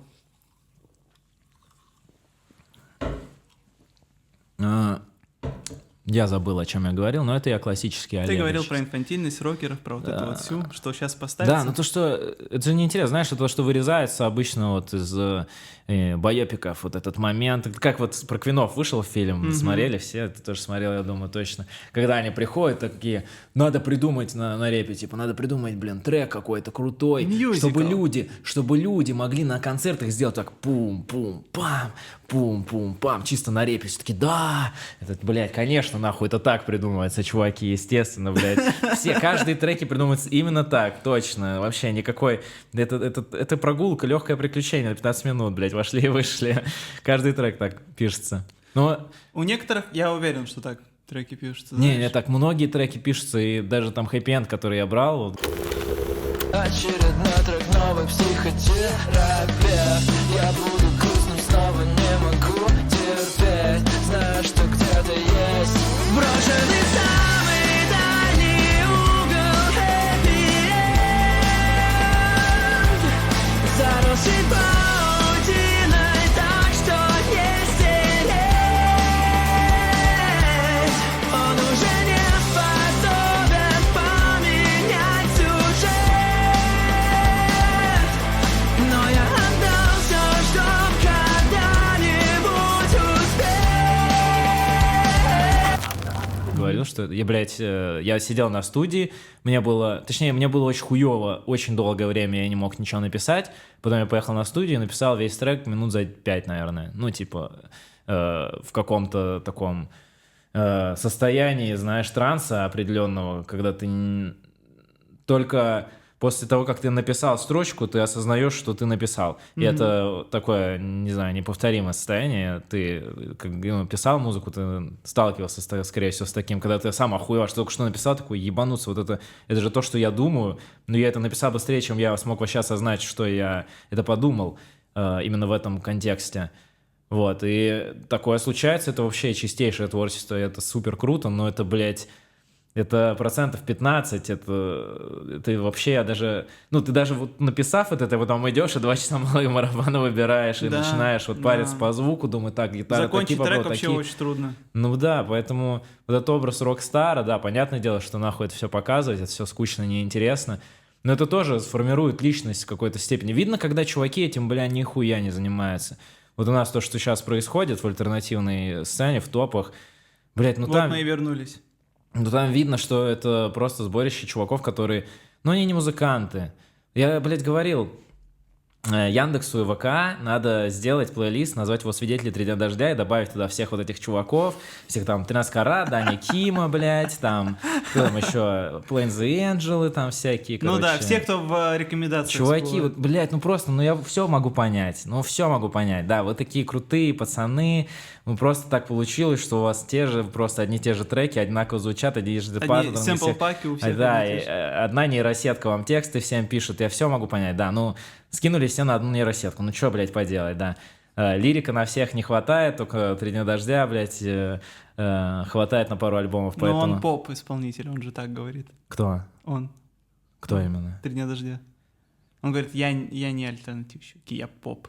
Слушай, мне, конечно, интересно, что говорит чувак, который, знаешь, думает о себе как о основополагающем вот каком-то группе, которая создала новые жанры, обозначила его как альтернативный жанр рок-музыки в России, но я привык смотреть на людей, исходя из того, что они из себя представляют в качестве, ну, не знаю, именно их качество, то, что мне интересно было бы, как они банально там поют, какие они пишут тексты, как они выступают, как они вообще мыслят. Когда ты видишь, что он мыслит человек как посредственность, текст он не сам пишет, тут все знают то, что поет, ну, блядь, это смешно, выступает. При том, что басист знакомый играет у них в группе пиздатый чувак, Гриша, но, ну, как будто, блядь, не знаю, это с одной стороны грустно, с другой стороны ты понимаешь, что вся вот эта вот система, она работает, чтобы вот минимальные усилия какие-то, которые достаточны для того, чтобы человек, который это схавает, это схавал. Вот ты минимальные какие-то усилия делаешь, чуть-чуточку совсем, да, и даже не пытаешься развивать это. Делаешь самые посредственные банальные приемы, типа давайте у нас на концерте, у нас большой концерт, да и как вот нам шоу-имент сделать? Блин, а давайте у нас типа выйдут ребята и поцелуются там в какой-то песне, знаешь, про любовь. И такой, блин, круто, ты сам придумал это? Интересно очень, вау, вот этот креатив. И, блядь, ну, я не знаю, может, у меня взгляд... Тебе жив маленький хейтер, знаешь? Я иногда смотрю на это и думаю, это со мной не так, что ли, что-то, или со всеми. Ну, есть люди, которые реально там защищают это все и говорят, что, блин, ну просто такой человек, еще что-то, блядь. Где культура отмены, когда она так нужна? Я к этому говорю. Ее вообще нет у нас. Почему у нас, блядь, тоже вот эта мысль, почему у нас нет культуры отмены по принципу долбоебства? Вот если ты хуйню делаешь... Потому что тогда придется половину всех людей исключить. Так да! Давайте отменим нахуй половину людей, потому что они хуйней занимаются. Зато у нас следующий пласт, следующее поколение людей, они... Зная это, буду стараться нахуй. И эти люди, которых отменяю, тоже, блядь, ну, не говорит же о том, что, знаешь, как у нас там добавляют списки пожизненные, все там. Нет, ну, какое-то порицание должно быть. Именно от общества, а не от государства. Да. Ну, не то, что, знаешь, это тоже выглядит как давайте хуесосить всех, давайте всех отменять. Я все равно считаю, что самое хуевое — это запреты, это баны, потому что даже что-то ужасное, оно должно быть и показывать, что как минимум, блядь, так лучше не делать. Хотя бы адекватным ребятам, которые могут на это посмотреть, такие, ну, блядь, да, вот хорошо, что есть те, кто стараются, а этих, ну, вот за счет них мы как раз можем разницу почувствовать.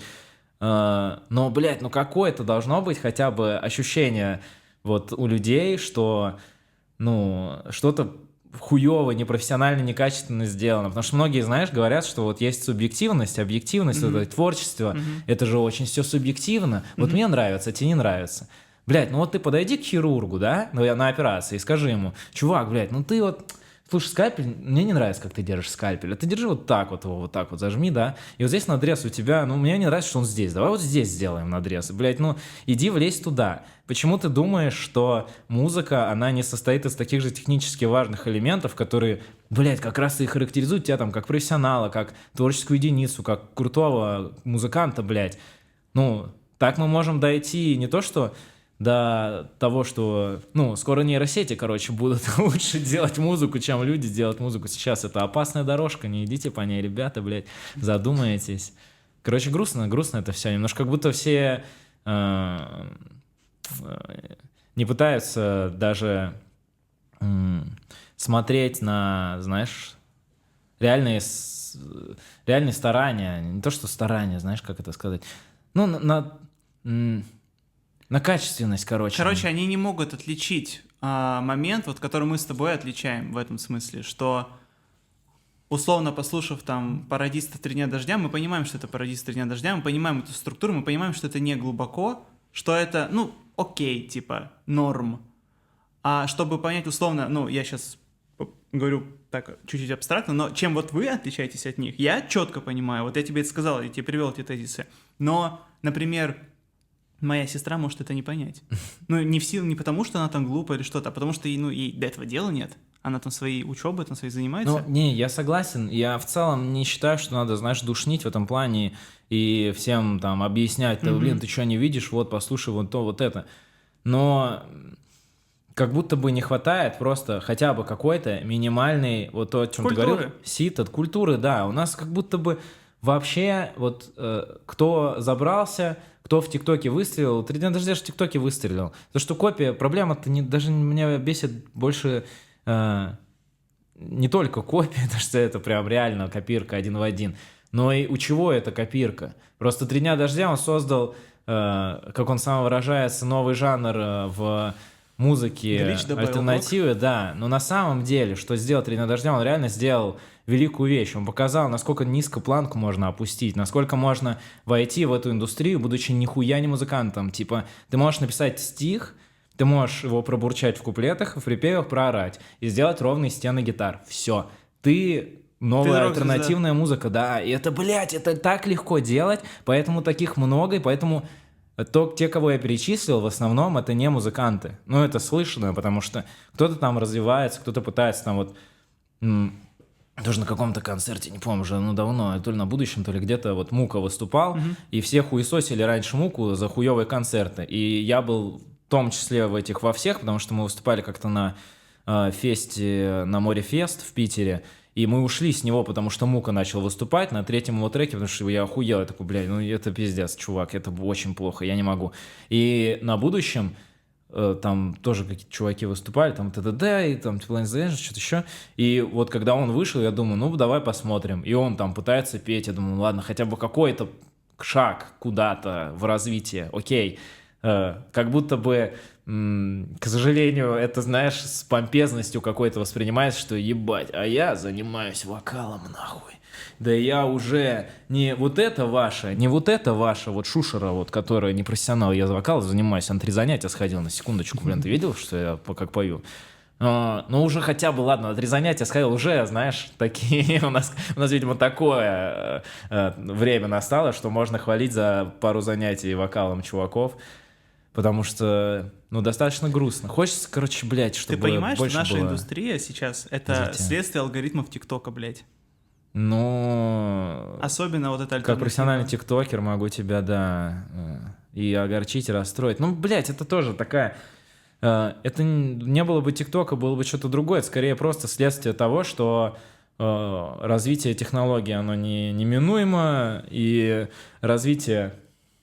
Так это же речь именно про алгоритмы, причем определенные алгоритмы. Я этим занимался, то есть, ну, они просто так настроили. Если бы они 2 настройки в коде сделали другие, вообще все было бы по-другому. Ну, тут я не настолько глубоко погружен, как ты, может быть. Я тебе больше... Ну, я могу судить по тому, что есть сейчас, И к тому, что в любом случае, если сравнить, там, как я в детстве слушал группы, там, каких-нибудь Muse, я такой альбом слушаю, я прям слушаю его там, весь год, 2 года, я такой, ебать, какой-то лайв нашел, посмотрел, еще что-то. И у меня не то, что не было идеи, знаешь, как-то, блин, что-то надоело, заебало, давайте еще переключим, вот так быстренько сделаем, вверх пальчиком.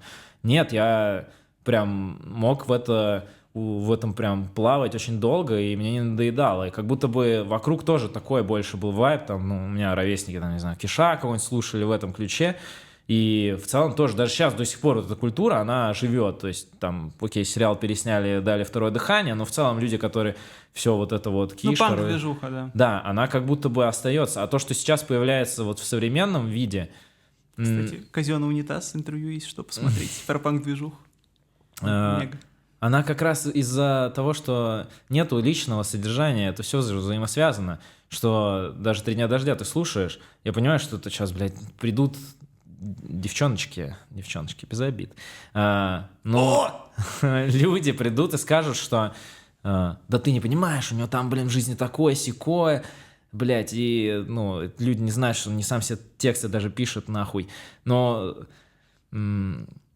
Если ты посмотришь в целом вот песню «Три дня дождя», это же, ну, как будто ты рекламный ролик посмотрел какой-то. То есть, ну, вот ты хочешь понять, какой тебе порошок нужен для того, чтобы вещи постирать. Опасная фраза, брат.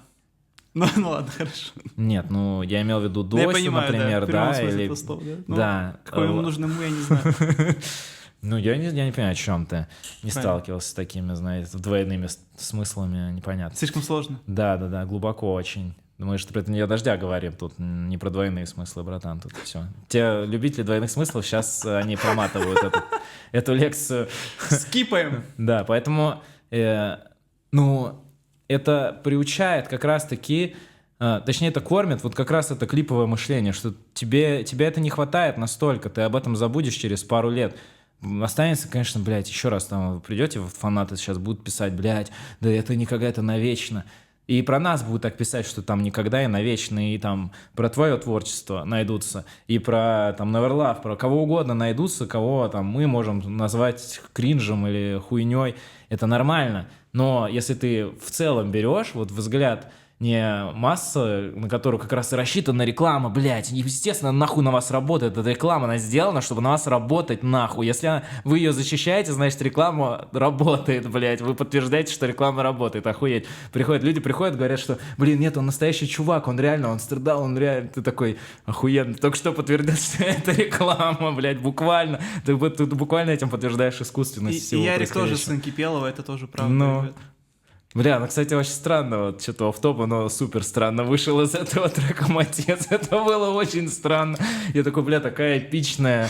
Ну, он так это, блядь, поймал эту движуху и на этом вылез настолько, что мне люди говорят, блядь, а там вот сын Кипел, он что, реально... Ну, его и поэтому знали многие.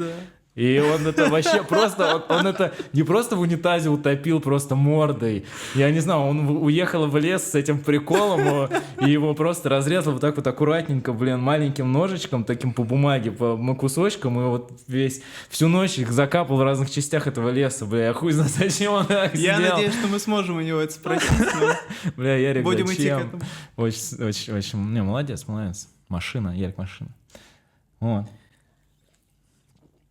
В общем, блядь, я очень, резюмируя всю мою лекцию, хочу еще раз просто сказать, что я не считаю, что нужно быть душнилой ебаной, но я считаю, что если ты занимаешься творчеством, да чем бы ты нахуй не занимался, ты должен как минимум себя впечатлить, должен для себя сделать что-то, чтобы ты мог про это сказать, блядь, вот я не просто так могу это вот как-то выразить, оставить, выразить этим себя. А у нас такое ощущение, что, знаешь, все делается по какой-то говноинерции, блядь. Вот вообще без причины, без какой-то. Просто потому что либо все так делают, либо потому что, да, можно легко вроде делать, я сделаю. Ну, какая-то мысль у меня была. Ну, типа, даже для людей, которые музыкой занимаются, это превратилось во временную жвачку. То есть одно, но если у нас был там, можно какой-то период там поп-музыки или там той же рок-музыки назвать, что когда уже особенно появляется, знаешь, музыкант, он уже выходит на какой-то уровень, он начинает такое повторение делать, там жвачку какую-то для людей, но он, по крайней мере, не воспринимает сам это настолько, он, ну, как будто бы такого не было в таком ярко выраженном виде, что сейчас как будто бы прям вот эта жвачка, она уже для людей, которые музыкой занимаются, является жвачкой даже. Знаешь, у меня была ровно одна группа, которая за последние, наверное, лет 5, ну, она, ну, правда, не русскоязычная, имеется в виду глобально, которая меня вывела из этого состояния, что я перестал слушать вообще тяжелую музыку, но я очень долго ее не слушал, но меня сильно вернули Sleep Token. Ты не слушал? Sleep Token, вот у них вышел альбом последний, который их так сильно бустанул. Вот у них было, условно, слушателей Spotify 200 тысяч, после этого альбома 3 миллиона стало. И альбом, блять, я это вот говорил просто с Red Mask'ом, насколько сильно я удивился о том, что это настолько творчески. Там песни по 8 минут идут. Вот тот человек просто в рот ебал все тренды, сделал так, как хотел. Случайно или не случайно, не знаю, что-то у него там залетело в ТикТоке, из-за этого потянулись люди, просто этому внимание далось, а когда удалось внимание, люди поняли, что там бездна, но там, представляешь, он настолько завернул хуйню, я просто слушал, чтобы ты понял, насколько чел заморачивался. Первый альбом, первый трек открывается там красивой мелодией на синтезаторе, даже не знаю, как правильно сказать, на чем именно. И последний трек третьего альбома завершается обратной мелодией этой же. Просто обратно. И вот я это слушаю, и такой, ебать, это же точно не случайно, знаешь? То есть, так это красиво закольцовано. Там целый мир, это вот если вдруг тебе захочется что-то послушать и охуеть, и тем более я понимаю, что ты поймешь, о чем идет речь, то вот Sleep Token можешь смело слушать, вообще будет охуительно. Я, блядь, ходячая реклама Sleep Token в России. Так, у нас уже остается не очень много времени. Давай попробуем успеть провести мою рубрику «Всратый Блиц». Постараемся чуть-чуть, на темпе это сделать, но, опять же, я тебя не тороплю. Я люблю аниме, я тоже люблю аниме. Давай поэтому определимся, у нас такой маленький турнирчик проведем по аниме. Какие, может, тебе нравятся, какие не нравятся. И у нас соревнование будет, в итоге выйдет один победитель. Я, не буду спойлерить, посмотрим, кто это будет. Давай, они раскинуты немножко рандомно, то есть чтобы было максимально... Типа они не по смыслу друг с другом идут. Давай. «Тетрадь смерти» или «Атака титанов»? Блядь, да иди нахуй, ты чё? Иду нахуй, давай, чё? В смысле? Из этого надо выбрать? Да? «Атака титанов». «Атака титанов», отлично. «Наруто» или «Блич»? Наруто. Наруто. «Ковбой Бибоп» или «Крутой учитель Онидзука»? Ковбой. «Истребитель демонов» Demon Slayer или «Магическая битва»? Блин, битву я так и не посмотрел, да поэтому битва, я за андердогов. Потому что демоны... Давай, поэтому у нас сейчас полуфинал. «Атака титанов» или «Наруто»?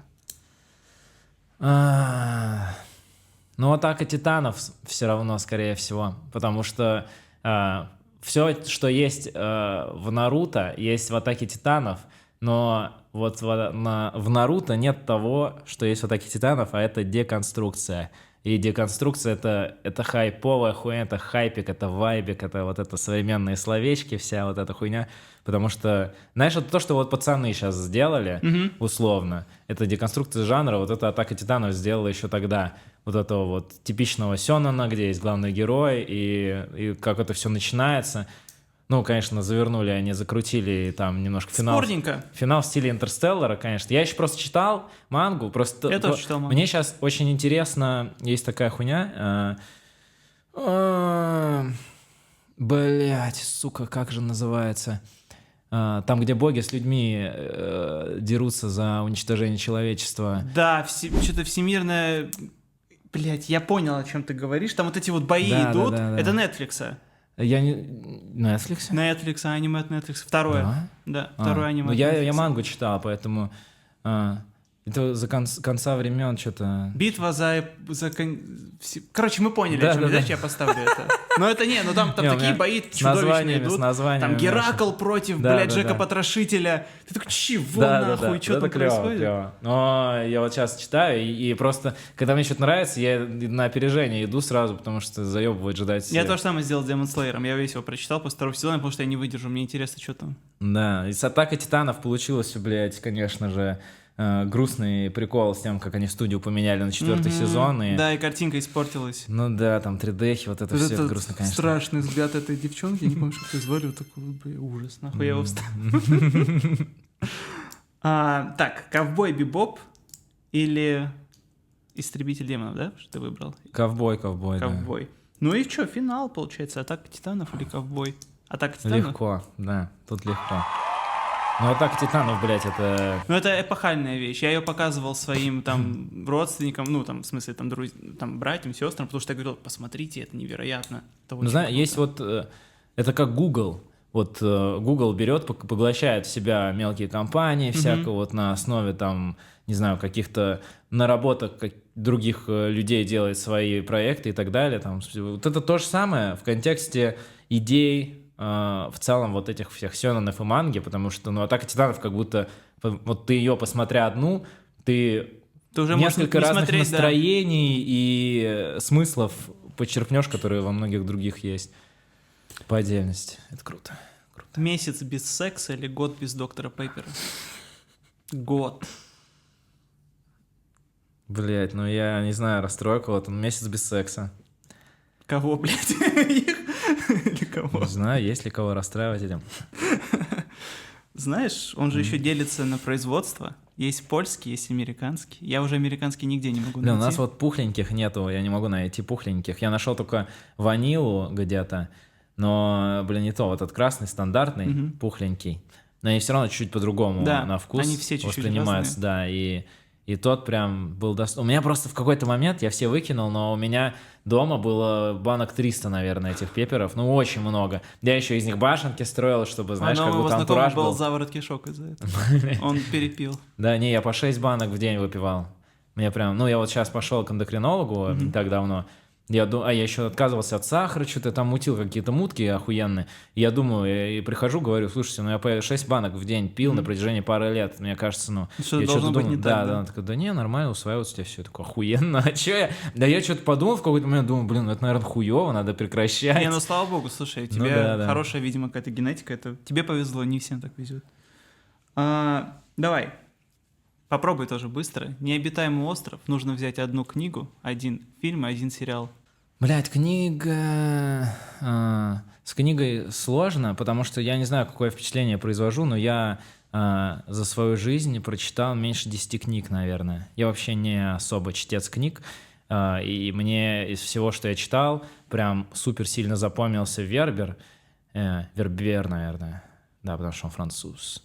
Не знаю, ты слышал, не слышал, «Тонатонавты», про муравьев книга. Очень клевая, если что, советую. Но взял бы я ее с собой, наверное, нет. Чтобы я взял Библию гомункулов убивать, может, ну ладно, не очень актуальная шутка получается.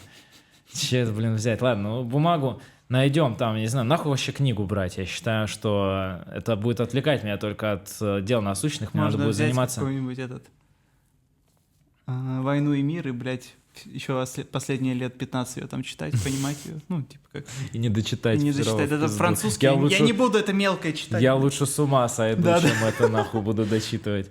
Один фильм и один сериал. Слушай, фильм это будет, скорее всего, либо «Бойцовский клуб», либо... надо же один, да, выбрать, наверное. Мне очень нравятся тарантиновские фильмы. Мне очень нравится «Восьмерка», мне очень нравится «Бесславные ублюдки». Я дважды ходил в кино на «Восьмерку». Охуенный фильм. И вот там половина... Блядь, были люди, которые выходили нахуй. Да, я знаю. Там он еще многим не понравился. Мы ходили с подругой на тот момент, и ей прям не понравился. Я такой, ебать, ты чё, в смысле не понравился? Там можно, Ну, вот это они не просто, то. они почти 3 часа пиздят, и это так интересно, Да, охуенно, да. что ты вот так вот сидишь за их пиздежом смотришь, а другие, блин, а чё, ничего не происходит? Не, мне очень понравился. Но вот я бы взял либо одно, либо второе, потому что Блин, я бы взял что-нибудь, знаешь, веселое, типа из сериала, если брать. Хотя вот «Пацаны» последние, то, что я видел, это, конечно, тоже вкупе с «Атакой титанов», это прям то, что вобрало в себя кучу там всяких разных смыслов, жанров и деконструкции. Это прям мощно очень. Меня друг меня классно. очень сильно пробивает, говорит, посмотри ты эти бойс. Я начал смотреть, потом бросил. Он говорит, я тоже начинал, потом бросал. Говорит, вот сейчас, говорит, прям охуенно. Ну вот сейчас выходит сезон какой-то 4, там, конечно, сомнительная Ну, хуйня ему, начинается. наоборот, нравится, не знаю. Ну, там прикольно, но наличие сомнительной хуйни присутствует. Просто, знаешь, когда персонаж внезапно становится вообще другим, его предысторию нахуй перечеркивают ради...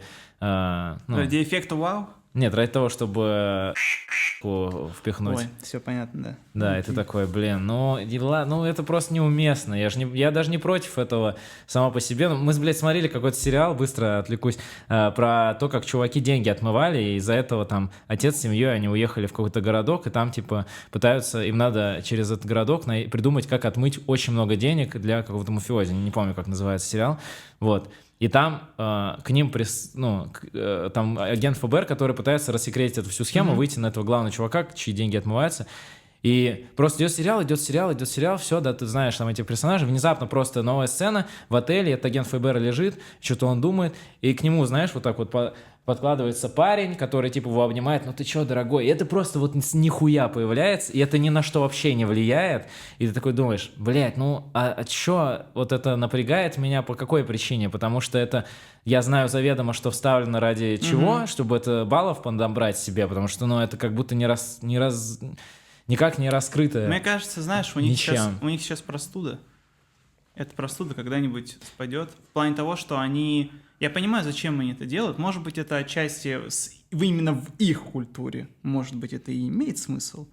Но со стороны выглядит по-уебански. Ну, это, знаешь, это тоже, это немножко доеб, потому что, с другой стороны, ну, там была бы девушка, ты бы не доебался, потому что, а чё в этом, это же нормально, если с этой точки зрения, то тебя не должно это триггерить. Просто меня триггерит-то не то, что это ненормально, а именно тот факт, что как только я это вижу, я сразу смотрю это через призму, вы Да, это добавили не да. просто так, а для того, чтобы это... Слушай, ну это наш менталитет. Ну- Тебе это нормально. Ничего страшного в этом нет.